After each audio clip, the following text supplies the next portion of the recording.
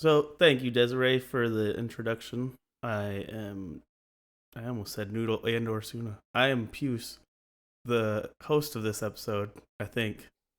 And with me is Noodle as usual. Hello. And Suna.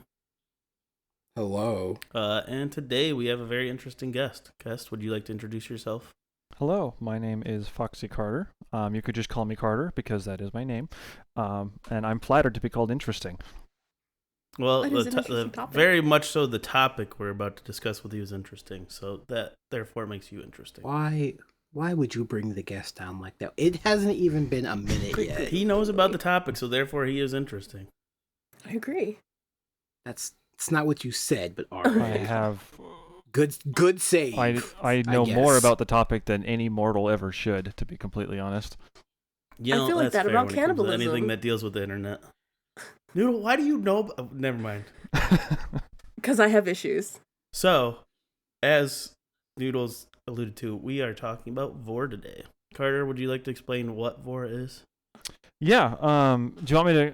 I should probably explain a little bit about my credentials. Give us like the idiot's guide. Well, yeah, true. Credentials, then explain what vore Yeah. So, like I said, my name's Carter. I've been a vorophile my entire life. And I've been kind of involved in That's what they call themselves? Yes. I'll get into that. Fascinating. But yeah, I got involved in like the online community in 2020 or so when everyone was inside with too much time on their hands. Jealous. And so that was when I became a moderator of the subreddit r/vore, which has about approaching 100,000 members as of now. I'm also the admin for a Discord server called Work to Feed, which is basically a vore marketplace. So it facilitates commissions essentially between vore content creators and people who want to commission vore content. And so we've got artists, we've got writers, we've got voice actors. So I'm involved there. And then recently, I also started creating vore content in the form of writing. So I kind of do everything, and I also commission artwork and stuff as well. That was actually how I got started. So yeah, I'm kind of all over the place. Some of it in the background, some of it in the foreground. This has been something I've invested a lot of time into in the last 5 years. All right, brother. I'm not gonna lie. You scared me when you were like vore marketplace. That also like, spooked me. Huh? Yeah, no. Very intriguing. Well, because it's such a Then you explained it yourself, and then I was like, oh. yeah. Oh, okay. It's such a niche form of content that it can be kind of hard to find people who are willing to make it. So we kind of got together to make this community that really helps simplify that process. I think it's pretty cool. It's not huge. No, it's not that. It's the fact y'all call it a marketplace. love that. That's Well, what threw me. Yeah, it sounds like you're selling off No, pieces it's of cool. meat. I was just like, what? Market. Consume. Yes, I can see how it would be interpreted that perhaps it was a bad word for it. But yeah, No, I love that. It's all good. I think it's kind of funny. After the split second of spooked, I was like, funny. So about vore though, vore is, as I mentioned earlier, it is a short form or short name for vorophilia, which is a paraphilia or a fetish or a kink, depending on your definition of how those words kind of interact. But it is basically characterized by the erotic desire to consume or be consumed by another person or creature. There's a lot under that term. It's a very wide umbrella, but pretty much the one constant among all vore content is that someone or something is being eaten. And for the vast majority of vorophiles, which is what we call people who are into vore, it is kind of a kink thing for us. That was a very adept version of explaining it. Thank you. So do you have I'm assuming you probably have some questions about it. So how did you find vore?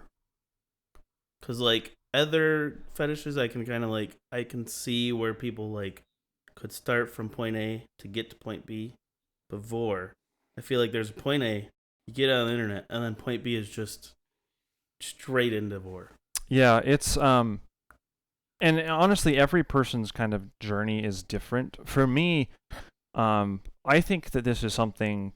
I'm not a psychologist, but there's been some research about the psychology of kinks, and there is some evidence to suggest that there is a genetic element. It's kind of something that you're born with, and some of it also has to do with the environment that you're raised in. But for me, I think I'm definitely a part of the born with it camp, because this has been a part of my life for literally as long as I can remember.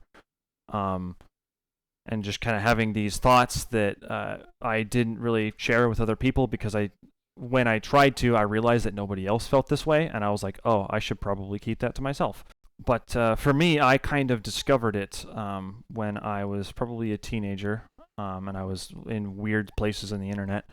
I was browsing Rule 34, and I came across an image of someone being eaten, and it was vore artwork, and that was when I actually saw, like, in the tags of the image was the word vore, and that was when I realized, like, oh shit, there's a name for this.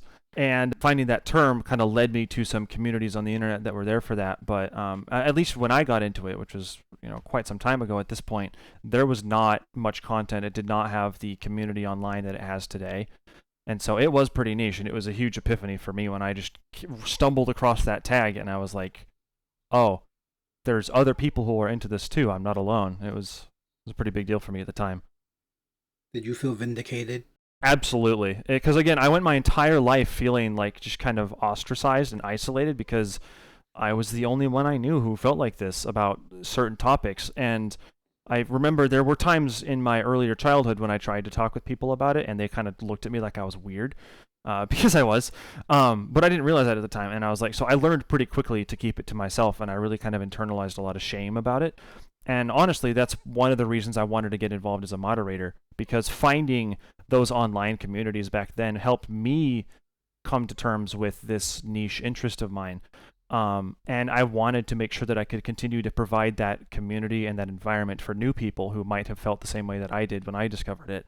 But yeah, no, it was absolutely just like a weight off my shoulders to know, like, oh, I'm not alone here. It was huge for me. Nice. All right. So we had a list of questions, but you also decided to give us a vore iceberg. Mm-hmm. So that also helps us drive through vore in a quick 1 hour session. First, I gotta ask, why is this version 2?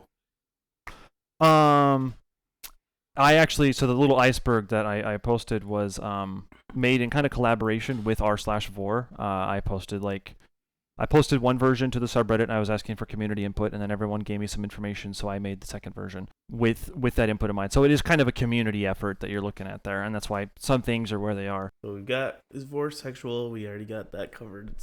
It's sexual, I would say, right? Absolutely. And actually, something I kind of wanted to talk about that, and one of the reasons I have this so far up. So back in 2020 or so, or it was 2021, a survey was posted to Ekka's Portal. And so Ekka's Portal, otherwise known as Area.com, is the... That was going to be my next question, because I recognize the website, but my brain doesn't connect what the heck I remember it for. Yeah, Ekka's is the largest vore community on the internet, to my knowledge. I think the second largest would be r/vore on Reddit, but Ekka's has been around longer, and it has more of an audience. I think it was started in 2005, so it's been around for a while, and it's a pretty old website. Like, you go to it, it has kind of that old internet vibe to it. And by the way, do not go to that website if you are not an adult or okay seeing graphic content. Yeah, so that's kind of just the largest community of vorophiles that I know of. And so in 2021, a survey was posted to this website where we just surveyed a whole bunch of vorophiles about a whole bunch of different things. And so it's been a really comprehensive source of data about vorophiles, which I find fascinating personally because I'm a data guy. But one of the questions that was asked, is your interest in vore sexual, non-sexual, or both? About 1,600 people responded to this question. 49.1%. Damn, that's a lot of data. Yeah, it's some good data. So 49% of people said that their interest in vore was solely sexual. An additional 47.6% said that their interest in vore was partially sexual or both, and about 3% said that their interest in vore was completely non-sexual. I don't want to discount the people that are into vore for non-sexual reasons, because they do exist, but 97% of us, vore is a sexual thing. And the reason that I want to make that very clear is because every so often I will see vore content posted in places that it shouldn't be. I'm talking like YouTube, I'm talking TikTok. Every so often I'll see stuff with an iFunny watermark in the corner. And that always makes me very uncomfortable, because this is fetish content that was designed to be sexual to the people it was marketed toward. And just because the characters are wearing clothing in it does not make it okay. if the one takeaway that people get from this is if you see vore media or something that you think is vore media on a site that looks like it's being kind of targeted or marketed towards children, please report that shit, because that does not belong in environments where kids can access it. I don't know. That's just something that I personally feel pretty strongly about, and so that's why this is up here. That did just make me think about, like, I wonder, like, how many people watched cartoons growing up, and, like, there's always at least one episode of every show that has, like, a character get eaten by another character. I wonder how many of those was, like, that awakening moment.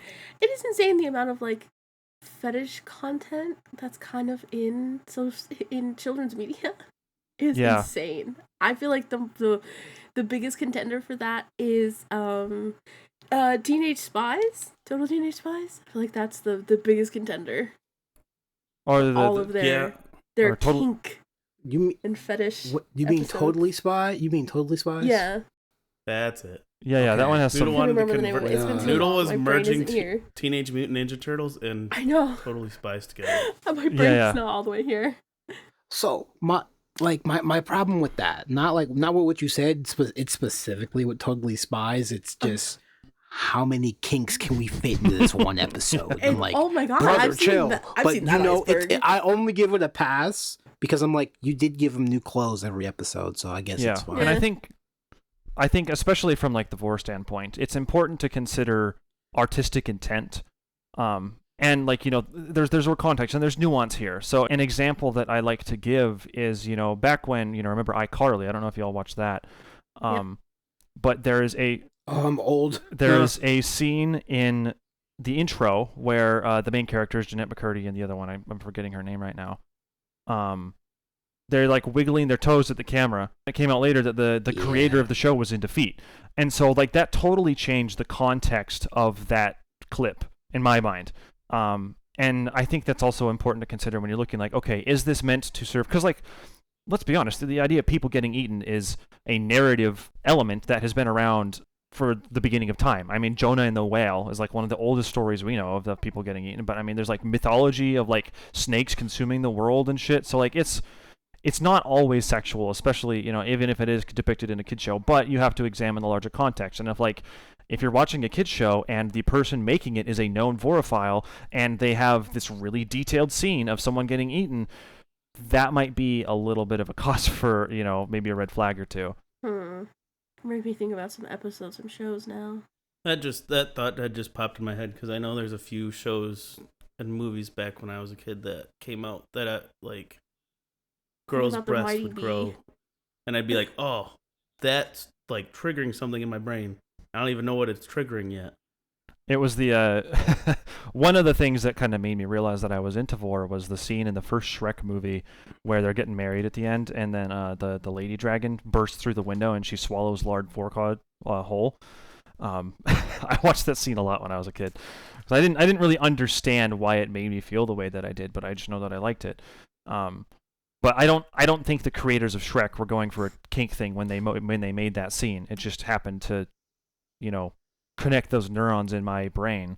But yeah, there is definitely stuff that I will see on sites. Like the YouTuber Raymundo, he did a great video on, it's called ElsaGate, or ElsaGate 3.0, and there was a creator who known as Kforia, who for a time was uploading content to YouTube that was using like cartoon characters like Spider-Man and Sonic, but it was vore content, and it was specifically vore content being marketed towards children, which was really insidious. And in that video, Raymundo talks about, he interviews people that were affected by that, and the comments are full of people who are saying, I stumbled across Kforia's content when I was a kid, and it like permanently altered how I see certain things.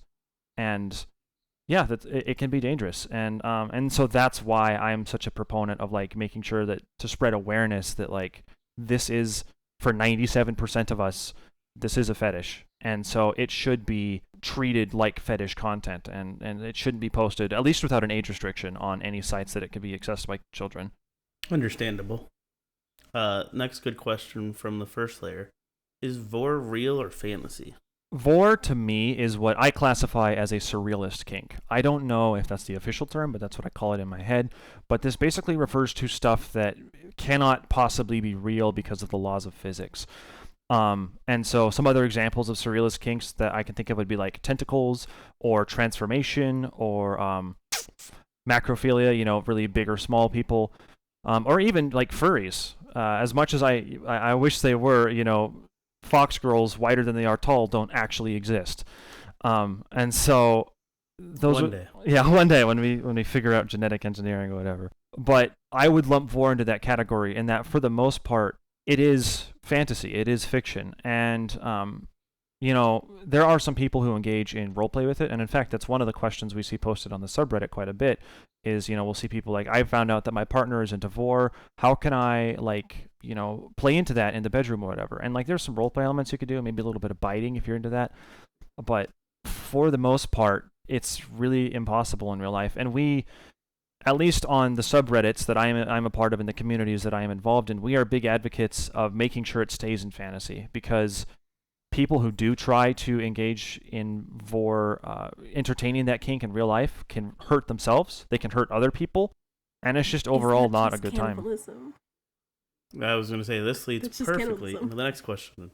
Isn't trying to do vore in real life just cannibalism? Yes, if you were to try, and there have been cases of people who were really just messed up in the head that have tried to eat people. What's the movie with the famous cannibal in the mask? Hannibal Lecter, Silence of the Lambs. People who have tried to do that shit, and they have cited that it was a kink thing for them.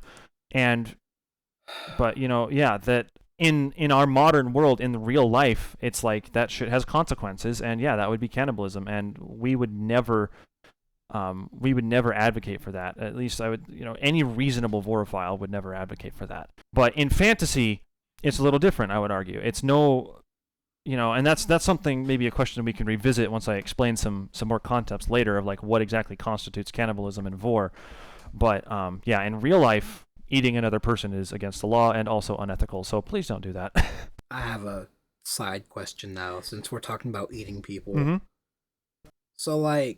So as a person who likes to eat food, so this is why vore just doesn't click for me. I'm just people taste bad, and clothes taste bad. I don't want to taste that. She bites me all the time. Going down. Your wife's fucking weird. We already know that. Women bite their partners all the time. I think all women are weird. Crunch. I'm thinking trying to rip off skin bite. Cool. It only takes the strength to bite through a carrot to bite human flesh. That's not true. That's okay though. I know. I just like saying but, it. Understandable. Again, this is where the disconnect happens for me.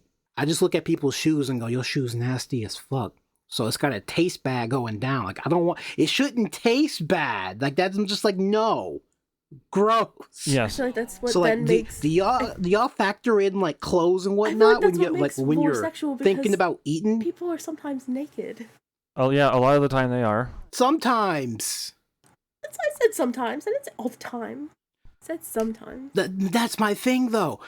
I'm a surface level. I don't think naked. I think of a clothed person, and I'm just what?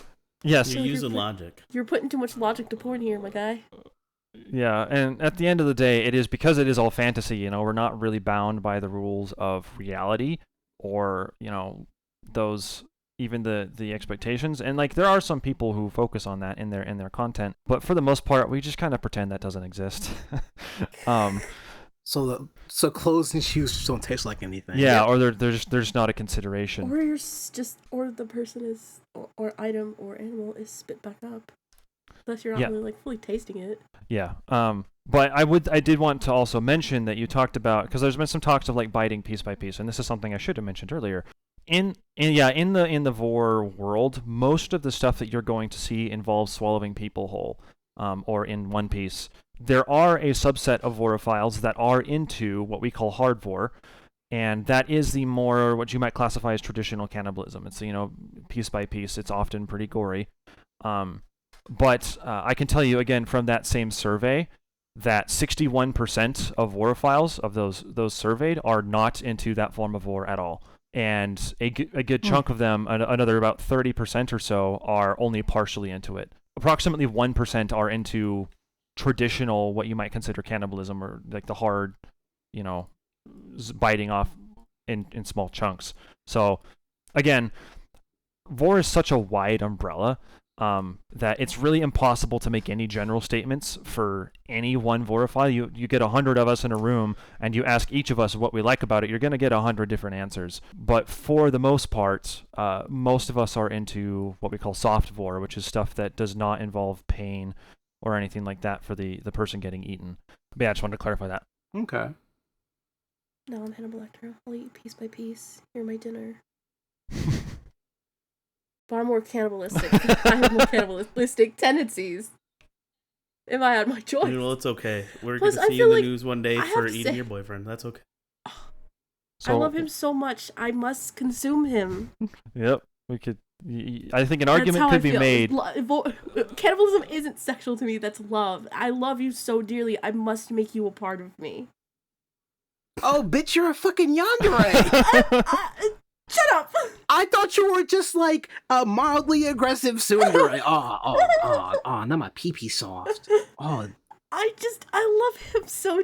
There are certain things that I love so dearly that I must consume them. Okay, so I've got a joke question before we continue down the iceberg. Mm-hmm. Is consuming cum vore? I'm so glad you asked, because I was also going to ask at some point. You know, that's a great debate question. I feel like if you posted that on the subreddit, you would get like 50-50. Like, I think you'd have half the people saying it is and half the people saying it isn't. The fact that some people would take it seriously tells me there's way more autism in the vore community. Oh, do you have no idea, man? Like it is autism. Oh no. We are all so particular, and like it's like the more niche you get, the more passionate people get, and yeah, there's a lot of folks that are really passionate about this, myself included. That's why I'm fucking moderator for 5 years. I was gonna say that's why you're crazy enough to say you're gonna talk about it on a podcast. Exactly. Crazy, wild. All right, so sounds like we've already made it down to layer 2 of your iceberg, because we covered hard vore, which is essentially cannibalism, and soft vore, which is the traditional like whole body swallowing stuff. You've got right next to that willing, unwilling, dubcon, and then CNC. I am sure we've covered what dubcon is before. What is dubcon? Dubious consent. Noodle got it. So that's I know all those terms. You better believe it. I read about them enough. Those are my terms. Yeah, so it's the gray area consensual but you stuff. don't eat, so I should know better. Yeah, if it's not super clear whether or not the person getting eaten is willing. So yeah, so some terms, because I'm probably going to throw them around without thinking about it. Predators, prey, switches, observers. Predators are the people who eat people. Prey are the people who get eaten. Switches are okay with both. And observers are the voyeurs or the cucks of the vore world, whichever your preference. They don't want to be involved. Cucks of the vore world. Yeah. They just want to watch. That's one way to put it. Water. And so I would identify as a prey. I want to be eaten. I don't necessarily want to be eating people. But it's in a way, I feel like vore has a lot of parallels with BDSM in that way, where I feel like, again, I can't make a generalized statement because there are always exceptions, but for the most part, more dominant personalities tend to align more with the predator side of the spectrum, and more submissive people tend to align more with prey. And then you've got switches, which are switches, and they're comfortable with both. Type shit. I feel like that doesn't apply to me in this case. I desire to eat, but I am not prey, even though I act like it. So, as Big Fat Bastard from Austin Powers would say, you want to get in that belly? My God. No. I hate that. I had to. I don't know why that popped in my brain as soon as you said that, and I was like, I gotta bring it up. Fatal versus non-fatal, again, hopefully pretty self-explanatory, but if the person who is eaten, if they die, it's fatal. If they don't, it's non-fatal. And then hard vore and soft vore, which again we also talked about. And so hard vore again is this kind of this more graphic, more gruesome side of things, which you might call cannibalism. Soft vore, the rated R of the vore community. Exactly. Whereas the soft vore is generally the swallowing whole. The prey either isn't in pain or not a ton of it. It's worth noting that hard vore and soft vore and I guess fatal and hard vore are kind of a given, but the soft vore and what's not, they're not mutually exclusive. So you can have non-fatal soft vore and fatal soft vore. So it just depends on the content. And then willingness. So you've got your willing, unwilling, your dubious consent where it's not really clear, and then CNC where you're acting it out like a role play. Yeah. So if we just continue down my list here, I was gonna say, why is human anthro feral? Well, I guess human and anthro I get. Feral, human and anthro I feel like should be up a layer. Feral I get why it's in the second layer. Yeah. So basically, you've got human characters, or anthropomorphized furry characters, or scaly, or maybe they're fish or birds or whatever, non-human. I feel like you're not even gonna give them all labels of whatever the heck they are. I know I'm a bad furry because I don't know all the labels. The feral tag is usually calling you out for that. Yeah, no, it's like I know my name has Foxy in it. Yeah, feral is usually meant to describe artistic depictions of anatomically correct wild animals. So a really popular one, for example, is really big snakes. And so that is a pretty large segment in the vore world.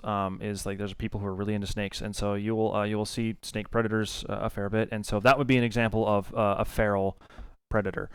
But I feel like there's a distinction to be made between that and traditional anthropomorphized characters, which are going to be different. Any questions so far? Understandable. Is this going to be on the test? Maybe I should I should make a little quiz. That would be interesting. Are you like your own version vore of the enough? BDSM test? How Vore test. autistic are you? How are you? How autistic are you? My autistic God. are you? Oh, what? Don't even ask what the special interest is. It's just, do you like math? Do you like history? And just gives it away instantly half the time. I was going to say no and no. You're not autistic. I know, and I hate being here. Sucks to suck, homie. You started this podcast, so it's kind of your fault. You started with 2 autistic people to begin with. Minka wasn't autistic. She definitely. She's so fucking high functioning, it didn't matter. I hung out with her for a week. That woman is autistic. So next up, we've got size difference, and then macro, micro. Yes. What's the difference between size difference and macro, micro? So I feel like same size is explainable. It's the 2 people. Yep. Same So size. Then there's size difference in macro, micro. yeah. So in my mind, size difference tends to refer to think an Amazonian woman. She's maybe 12 feet tall. So there is a noticeable size difference between the 2 characters, but they're not necessarily dramatic. Whereas micro is usually meant to describe a huge size disparity between the 2 characters. So we're talking 50-foot woman and regular size guy, or exactly, guy, or person shrinks down to the size of a pill or whatever. Yeah, exactly. You got it. But yeah, so there's in that element there's kind of a lot of overlap, at least in the macro micro side of things, with macrophilia. And I know there's a movie, I'm forgetting the name of it. Maybe Dude, Where's My Car? Where some giant lady swallows a guy in a diner.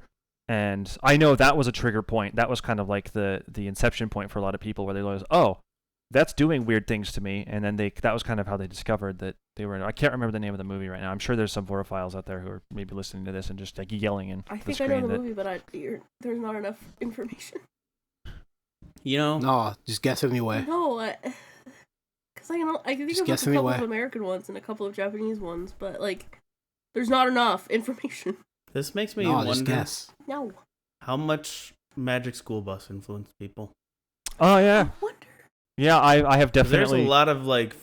There's a lot of vore in Magic School Bus. Now that I think about it. Yeah, A lot. I know they had a whole episode about the digestive system. Yeah, fascinating. And then several about the blood stuff and other. I know there's at least 2 or 3 episodes about the body. For sure. Yeah.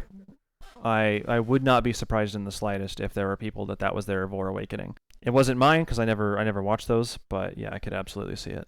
All right. I would say you're missing out, but I would say that 20 years ago when we were all still kids. Now I'm just hey, Magic School Bus is back. To watch it. It's back. It's Sure. made a start thing. I don't know what to call it. Did they reboot it, or is it just Yeah, I think they rebooted it. Yeah, I got a reboot, I believe. It's like a soft sequel, I think. Well, I'm happy for the fans of it because they deserve that. Yeah, I don't have anybody in my life that's young enough but old enough to watch that, so I have no idea what it's about right now. It's relatively the same as the original, just a little more Modern? Yeah, modern. All right, moving down the iceberg slowly. I have another dumb question. Yeah. I have another really, really dumb question because of how plants work. Yeah, I'm here for it, yeah. So, if you eat a bunch of mushrooms, since they're fungi, and fungi are alive, kind of, sort of, not really, is that vore? It depends. Are you hard when you're eating it?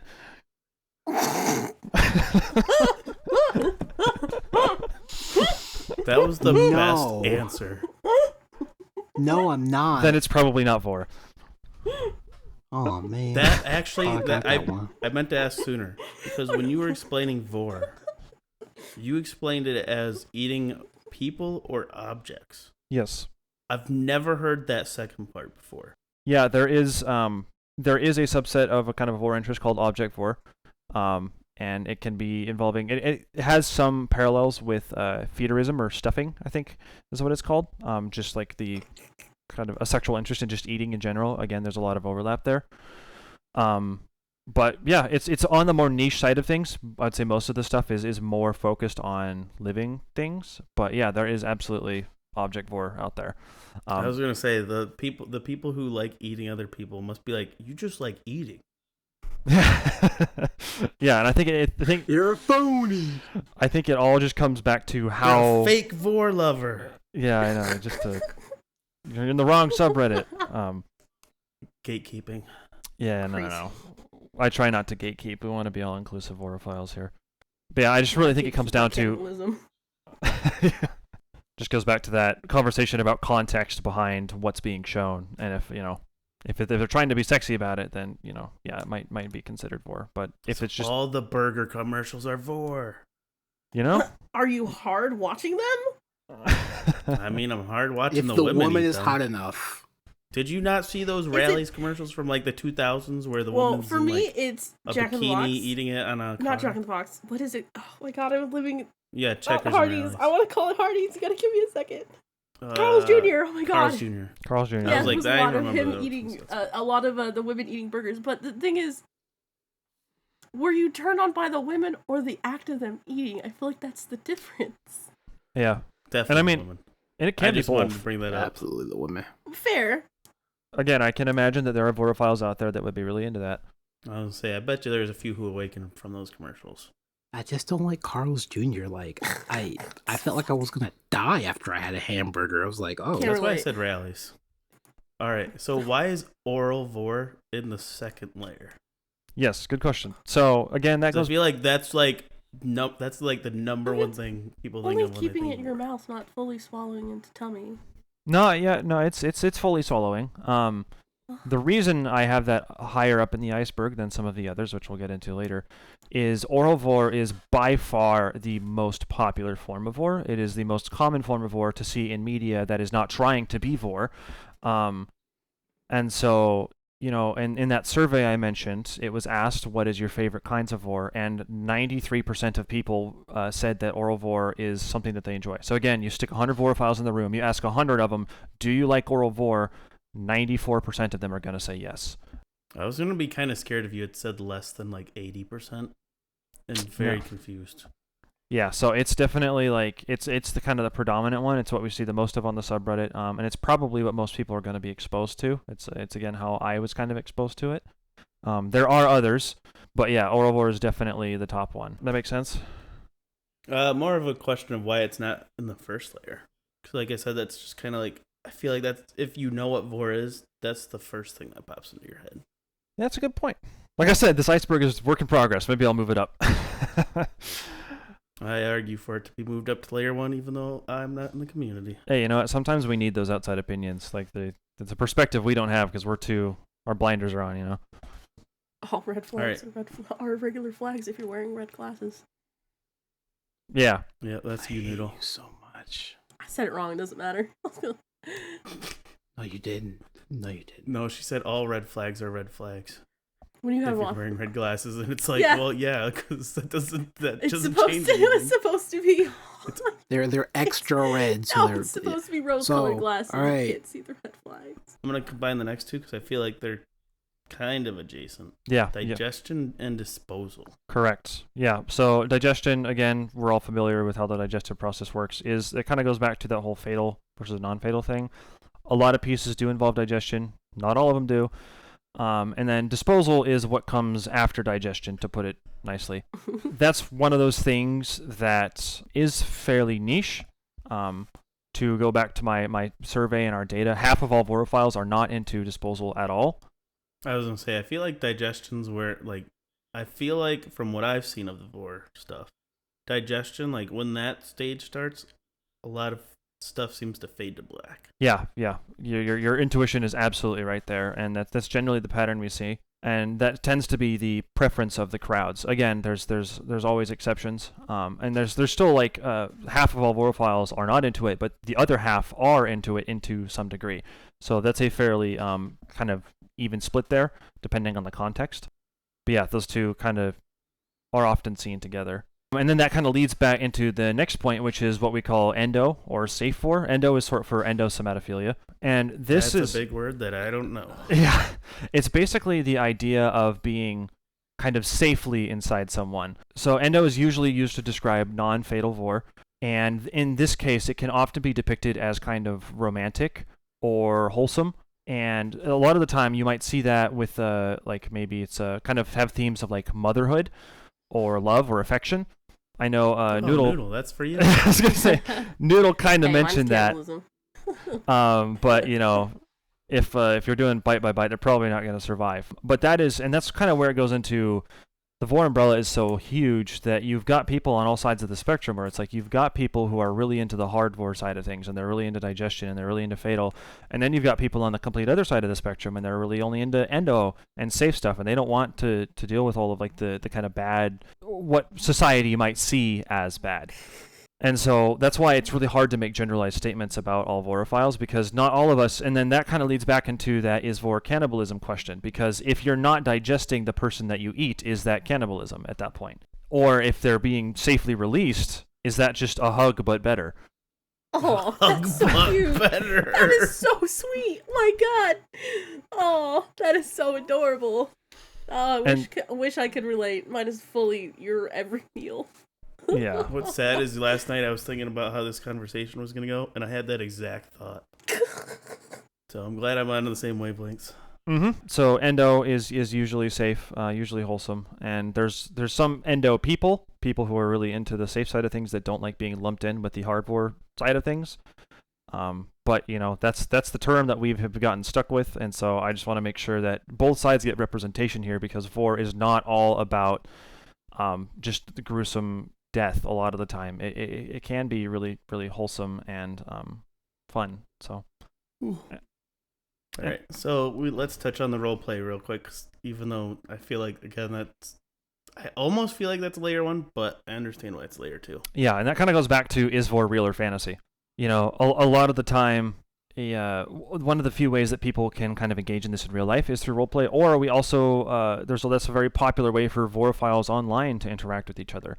We, in the subreddit, we have a thread that we post every month. It's our roleplay thread, and people can just comment there to find, like, you know, hey, I want to do some ERP, or erotic roleplay, and this is what I'm looking for. I'm looking for someone who's interested in doing that with me. And we get a lot of activity on that thread. I mean, the one for this month has 24,000 views, 213 comments so far. So that is another way that vorophiles kind of enjoy interacting with each other.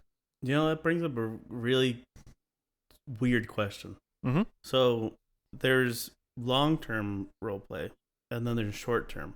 I feel like vore can only be short-term.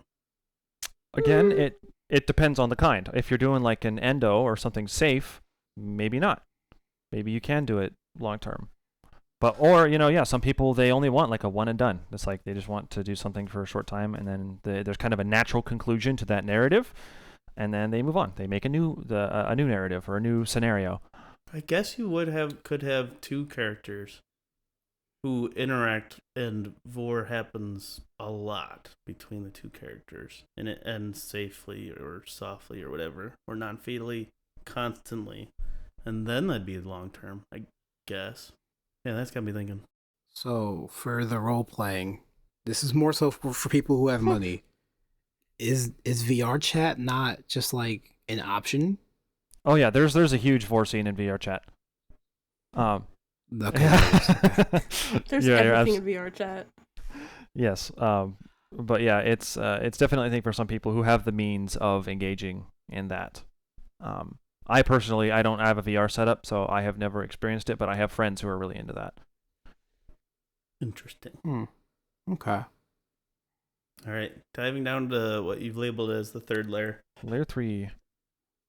I asked about this before we started recording, but why is gender tags this far down an iceberg? Yeah, and I guess if you were looking at different forms of media, like, just like fan fiction, for example, the gender tags might be a little more important. Yes.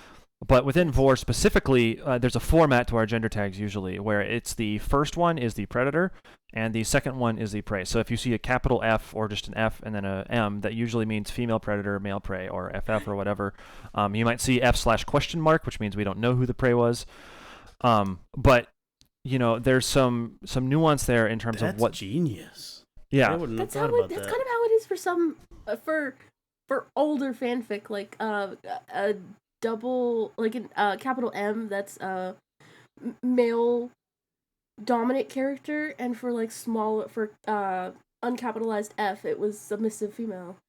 Yeah, so we kind of maybe that's where that system came from, and so we've just kind of adopted it or carried it over. But yeah, there's a format to the tags that we use. So if for whatever reason you ever go in search of vore content, and you're looking for a specific thing, you can use those tags, especially on like a site like Echo's Portal, which we talked about earlier. You can sort by those tags and find the specific thing that you're looking for. So that's why they're pretty useful. But it's also on the content creator to make sure that their content is tagged appropriately. Sometimes they get it wrong. Other times they just don't tag at all. And so, it can be a little hit or miss there. And if someone else isn't going to come along and do it for them, then there's a lot of stuff that just doesn't get tagged at all. All right. Then we've got digestion sounds and onomatopoeia. Yeah, so I feel like this has got to be a large part for a lot of people. Absolutely. Yeah, just the effects that either artists can add, or you'll see them in written out in stories as onomatopoeia. Or just like the sounds of, there's a whole genre of ASMR out there that is just people making recordings of the sounds their stomachs make. And some people are into it from an erotic standpoint. Some people find it really soothing. But yeah, that's a thing that exists. I know multiple ASMR content creators like that. I feel like onomatopoeias are make or break for a lot of stuff. And I feel like it applies to more than just vore. I feel like that'll like make a comic good or bad if the creator knows how to use the onomatopoeia correctly. Go ahead, Noodle. I agree, but also from like a fanfic point, because sometimes those are like, it really does make or break the fanfic half the time. Because sometimes it's like, it's either cringe or it's like, those are realistic onomatopoeia sounds. Yeah, it's a little bit harder in writing to execute well, but especially in artwork or more comic-oriented artwork. That's something you'll see a lot of in vore art. And that's one of the things that you can kind of use to distinguish, okay, is this a vore piece or is this just, an artistic depiction of something getting eaten? But if you see a lot of those like sound effects in the drawing, that's usually a sign that this is meant to be fetish material. Next on the list is weight gain, which is... I was going to question this for a minute, and then I thought about my fetishes, and I was like, never mind. I'm not questioning it. Well, what do you understand why? I've learned that lesson far too early. You fool. Because like I'm into breast expansion, so okay, bigger boobs mean heavier, and like obviously in most breast expansion art, the boobs weigh next to nothing because the women walk around like they weigh the same as they did when they were average sized.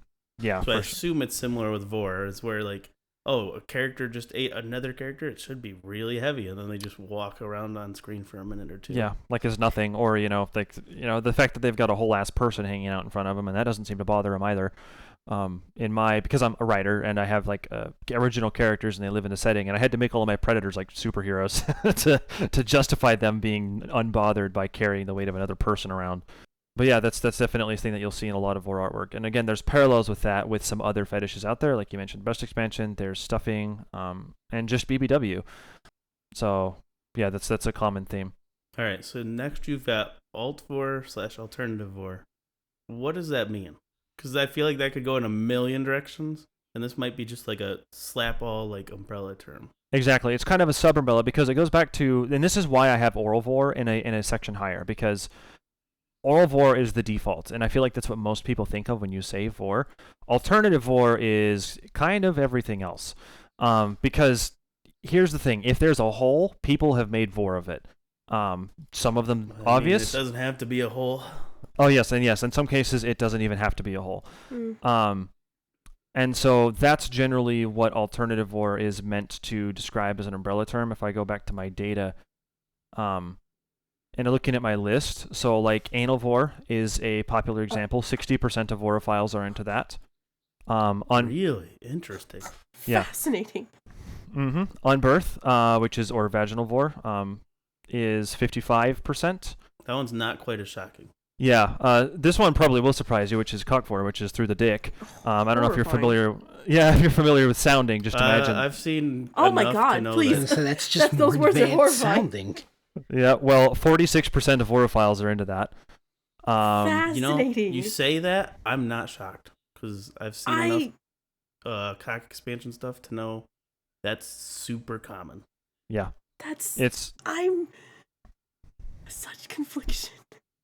I also run the subreddit for that, I should mention, which has 25,000 members now. Yeah, that one doesn't shock me. I figured that'd be a small community. Yep. But it's also not like it's not non-existent either. But yeah, some of the other stuff on there. Which are we talking about? Cock vore or cock expansion? CV. Cock vore is the abbreviation we use for that. Okay. We've got like breast vore, which can be a little complicated, physics defying, but you get people like disappearing into the cleavage. I think there's some like shows out there that have done that. I was thinking through the nipple, but yeah, that's also a thing. If you're familiar with nipple pen. With what? With nipple penetration, same idea. Oh yes, yep. You absolutely see that. But yeah, all of those, and there's even more, and it gets further niche from there. Would be considered what I would call alternative vore or alt vore, because they kind of differ from the mainstream consensus, which is oral vore, or the mainstream default. Right. Then right after breast vore, you've got absorption. I feel like that should go up a level because I feel like that's not uncommon. It's not, and that's like Disagree. Yeah, it's Disagree. I don't know. I think some arguments can be made. Really, in the context of vore, at least, you usually see that with like slime-based characters, or similarly gelatinous or incorporeal, where there is no real mouth because their entire person can just morph and shift. But yeah, there also has some kind of elements of transformation and whatnot, and similar kind of surrealist kinks in that way. But yeah, in a vore context, you usually see that with like I said, like kind of slimes. I've got a new silly question. Mm-hmm. If a ghost possesses somebody, is the ghost doing vore or is the person doing vore? That's a good question. But if the ghost isn't being eaten, then I don't know if I would classify it as vore. Because the ghost is in the person's body, but the ghost is taking over the body. I feel like there's an argument both ways. Yeah, I don't know. I could potentially see an argument being made that could be considered absorption. All right, sorry. That question popped in my head and I had to ask it. What is tail vore? You ever watch Dragon Ball Feels Z? like it's definitely on the. Yes. Yes. Do you know the scene, Noodle? I think. It's talking about With Oh, Cell. yes. Yep. Oh. Yes, I do. I was like scanning my brain through, and I was like, all right, it's not the Frieza arc, it's not the Boo. Well, no, it is the Boo arc too. So I guess it starts at Cell. Yeah, But my brain was like, Call I me out can't like think that. of I what must this fight you. could be. yeah. That Cell scene awakened a whole lot of people, and there's a whole subset of vorophiles that are really into tail vore specifically because of that. Fascinating. But That has got to be a niche part of the niche. Yep. That's why it's further down in the list. But yeah, no, it's that scene was the awakening for a lot of people. If you like kind of Okay, these next two I definitely have a question about as well. Soul vore and object vore. Yeah, so we kind of touched about object vore a little earlier, which is generally when it's that kind of consuming the object, but with all of the same hallmarks of vore artwork or vore media, usually highly sexualized. I was thinking that it was the opposite way around, and I was like, are people getting off to people climbing in closets? I've seen it. If you can think of it, it probably exists. Classic Rule 34. I've seen some stuff with vacuums. Oh crap! You're right. I have seen stuff. You're 100% right. Oh my but that is absolutely a niche. Soul vore is a little, like the Dementors from Harry Potter, how they like suck out your soul. Imagine that. Imagine that, but sexy, and that's basically what soul vore is. Man, I gotta see. I actually want to see that because I don't think I can picture that on my own. So next, you've got transformation. Yeah. This is kind of one of those vore adjacent kinks that is often kind of mistaken for it, or it can be included in it. But are you guys familiar with transformation? Yeah. Yeah. So you will often, and I would say often, it is not uncommon to see them paired together, or you'll see transformation content labeled as vore, but it's not necessarily. But I would say the two can be adjacent interests, which is why I kind of have it down here. Do you have an example that it like comes to mind when you? Because I'm trying to think of it, and again, I'm thinking like absorption with like the character changing type of stuff. Yeah, that is something that you will see is like one character will absorb another, and they will kind of combine the traits of both characters into a new character. So that could kind of Dragon Ball Z again. Yeah, exactly. So that could be kind of an example of vore with transformation. Another one that you might see is like I don't know if you're familiar with cock transformation, but you'll do that and then pair that into cock vore. Those can sometimes be paired together. But yeah, hopefully that helps. And then reformation, I'm assuming, is the like post disposal. And so that's phases. That's when Fatal Vore fans want to have their cake and eat it too. No pun intended. Maybe you want digestion. Intended. Yeah, maybe you want the digestion. But you also don't want necessarily to involve death.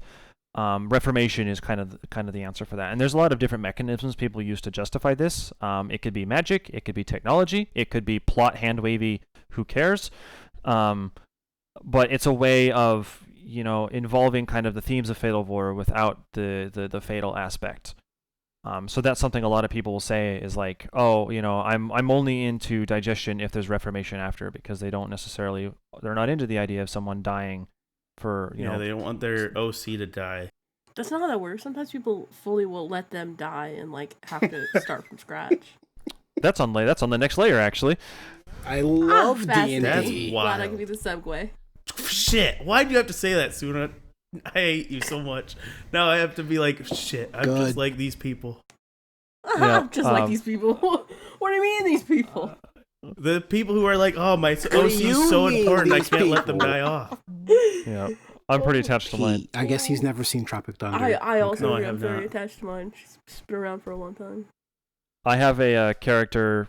It's a variation of my main avatar character, and he has this ability. It's kind of like the Boys style universe where people just have fucked up superpowers. And his power is just respawning, like in a video game. But he's the only person that can do it. Nobody understands how it works. He doesn't know how it works. He dies and he pops back into existence, like somewhere nearby. And that's my reformation little character for when it's kind of an isekai like that. Yeah, it's kind of a joke. I like ReZero. Yeah, it's kind of like ReZero without the time going back in time. Cute. But he's just like, yep, I'm not dead. Congratulations. And like people are usually really confused. Yeah, and entrapment is next there, and this is kind of like if you don't want fatal, but you also don't want the prey to come out. And this is also a thing for a lot of people who are just really into like, what are those BDSM suits where they wrap you up in like leather and they like zip you? Yeah. Kim suit. I feel like there are some parallels there where entrapment is just you're just stuck inside someone else for an indeterminate amount of time. It could be a temporary Like thing. an It could be a egg. So permanent it's thing. a hug but permanent. A hug, but permanent, yeah. Permanent. Oh my god.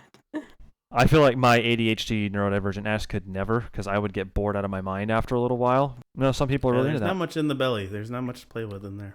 No, I feel like you need some form of stimulation. I'm gonna send like They'd have to gotta- swallow a new fidget toy every couple days. send down an iPad, please. You'll get it back later, which is what the next one dark in is, which there? is full tour, which is when you go in one side. I didn't connect the dots. I was like, tour's got to be short for something. Yeah, it's just But you mean one end to the other. exactly. Yep, that's so if you want to see that, if you look up the tag full tour, that's exactly what you'll find. All right. Exotic vore subtypes. The fact that there's alternative and then it gets down to exotic vore type subtypes, it's like you went so far past the umbrella, you've made it to Australia. Yes, handle. you've made it to exotic. Oh. That's why this is in the last layer. But I mean, this is the real niche stuff. I talked about a vacuum earlier. I would classify that as exotic. There are people who are willing to like. What? Yeah, vacuum vore. Yeah, Heard 'em. that's a thing. No, I meant the vacuum is exotic. It's just It's just a vacuum. really Being niche. eaten by the vacuum is exotic. Yes, there's people who are like really into like belly button vore. A big one is a pouch that I've seen, like a kangaroo. You know, like marsupials. Some people That just one want to. kind of makes me mad because I'm like, a pouch isn't inside a person. You can't be eaten by the pouch. But then I'm like, it doesn't have to make sense. Logic goes out the window. Yeah, this is. you have to let go of logic as soon as you bring the word vore up. But yeah, those are just like the when you the bring really up niche any things. of the weird niches we're all into, we're all crazy. Absolutely. Cooking is the Alright. next one. I was gonna Which- say cooking. Is that just cannibalism? But you want Yes. your food to taste good? Yeah, pretty much. Again, that's a pretty niche interest. I think there's a related kink called dulcet. I'm not super familiar with it, but I know that involves cooking and I like know eating that people. word. So again, that could be up for debate. I personally, again, I think if it's sexualized, then it's probably considered vore. But there are people out there who would say that that's not vore because just due to it's not the swallowing whole thing.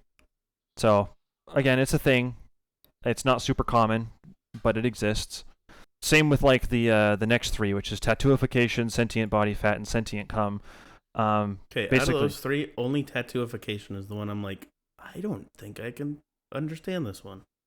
What is tattooification? Someone gets like absorbed, and a version of like their little avatar appears on the body of the predator as like a little tattoo.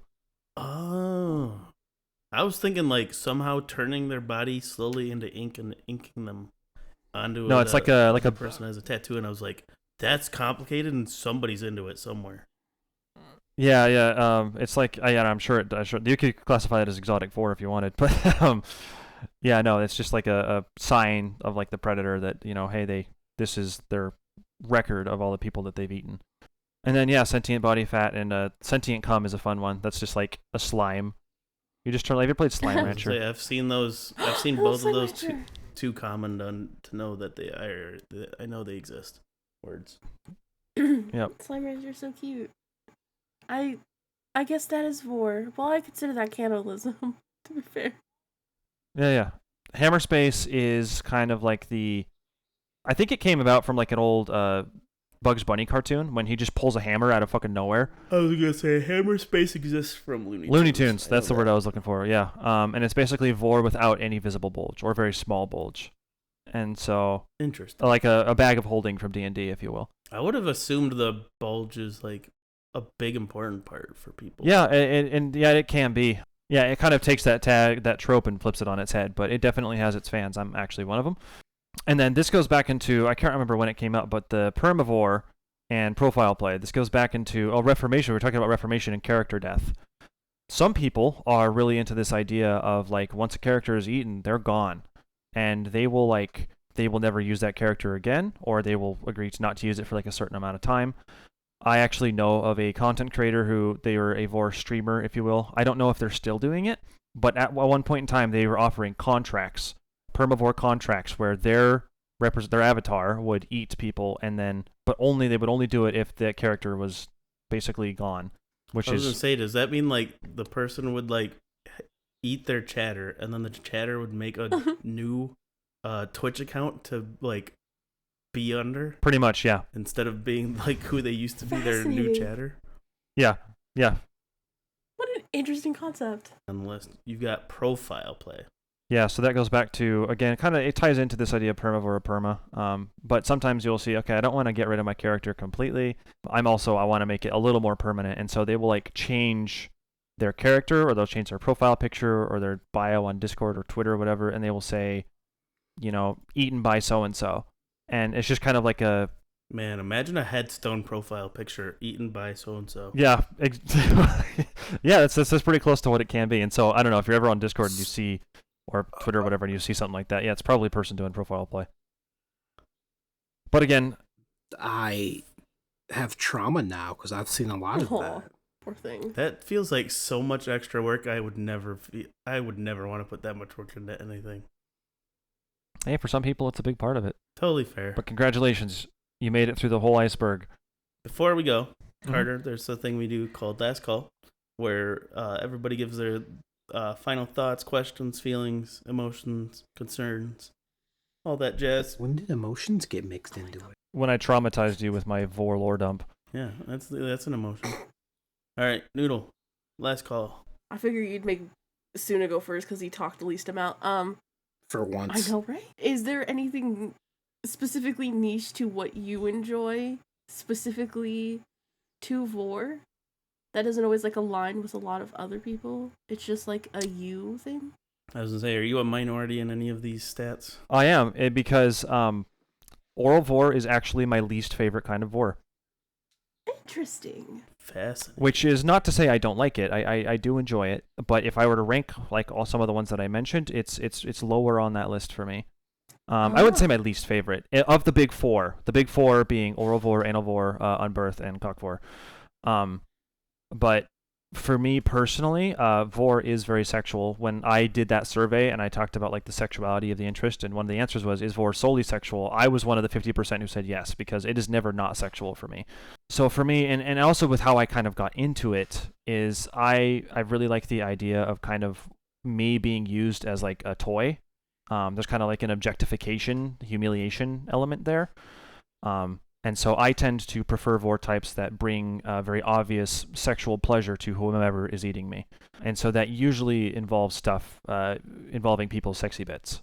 And that is kind of the niche that I tend to write in, and that's the niche that I tend to like commission art of my characters in. So like if people are familiar with who I am, they'll know that like, yeah, it's not super common to see me in an oral vore piece, but you'll see me in a lot of other stuff.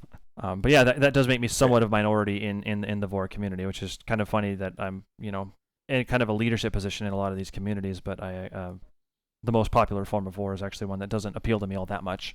But that's just me. Oh, but that's actually really interesting Fair. because you have such a different type of outside perspective Yeah, I don't know. It's like... than like traditional vore. And it can also like, there's still a lot of other elements to it that can make me enjoy oral vore. Especially if it's obvious that the predator's into it. But yeah, I hope that answers your question. All right, Suna, last call. I learned so much. Now I can associate the vore people with the feet people, since it is sometimes just something that's in your brain off rip. Yeah. Fair. And I think that's I probably wish the I case. could. I was wondering where that connection was going. All right, Carter, last call. I think people can absolutely acquire an interest in vore. Especially like if you're a particularly kinky person and you just discover it later in your life and you're like, oh, you know what, it's kind of hot, I'm into it. But I think based on my experience and from what I've in my conversations with people, most vorophiles have just been into this for as long as they can remember. It's just kind of something that is just a part of us, and not all of us asked for it, not all of us are proud of it. But we've also found ways to indulge in it in a way that doesn't hurt anyone. And so I think that's kind of my goal when I come on to places like this, is just to spread the awareness that, we're just kind of doing our own thing. We don't want to hurt anyone. We don't actually want to like eat people. We're just role playing in VR chat and commissioning art and writing stories and stuff. And most of us are happy to keep it that way. Yeah, it's just, there's so much to it that it's like, it's really hard to unpack just like in casual conversation. I mean, we've been talking for like an hour and a half, and I still feel like there's so much I haven't told you. But yeah, I think I've given you the overview at the very least. I was gonna say you've been a great guest, so Yeah, it's been hopefully we can have you back for one reason or another in the future. Thank you. I'm just glad I didn't put you all to sleep. No, it was very interesting. No, you're good. Newell and I are data fanatics. Not data, but more Information. research fanatics, Yeah. I guess. I'd Learning, have to say. I Yeah, suppose. information fanatics. I sit at the cannibalism side of certain things, so it was interesting hearing other perspective from the vore. Yeah, and I think they're Trying to cover her tracks. they're definitely connected, and I think if that was something you wanted to explore further, you would find a lot of people who would feel the same way as you within the vore community. Oh, I want to. I'm more of like put you into several dinners type of cannibal, very much Hannibal Lecter. Have you with a side of Chianti and flava beans. Mm-hmm. All right, Dingy, calm down. I gave you Hannibal Lecter right there, and you went for that. Cool. Yes, because I'd rather read Chainsaw Man than watch Honestly, Silence that's of the my Lambs. oh, I love that. I love that so much. Eating her for every meal. As much as I want this conversation to continue, I've got places to be after we close up the lounge. It's been fantastic having you on. Like I said, Desiree or somebody will eat you, I guess. We'll figure that out. I appreciate it. I'm fairly flexible, so. All right, but everybody say goodbye. Desiree will close out the episode. Is there anywhere that people can reach you? Yeah, I am Foxy_Carter on pretty much all platforms. That's on Discord, that's on Reddit, I'm not really active on the website formerly known as Twitter. But you can also find me on Blue Sky. No, we just call it Twitter. No, I know. I refuse to use its new name. That's mood. But yeah. What are you talking about? It doesn't have a new name. So Foxy_Carter everywhere. Yep, pretty much. And I'm always happy. Everywhere important. Everywhere important. Yep. And I'm happy to chat about this just about any time. Like I said, I volunteer my spare time to run these communities, so I'm not opposed to talking with strangers about it. Thank you. So does Desiree plug all of our stuff or no? Do I need to do it? I'm not answering this question anymore. This is the 7th time you've asked. I don't remember. She does it. You know I don't have memory. It's not my... She does it. It's fine. Okay. Everybody, say goodbye. Bye. Bye. Thank you for listening. Bye. Thanks for having me.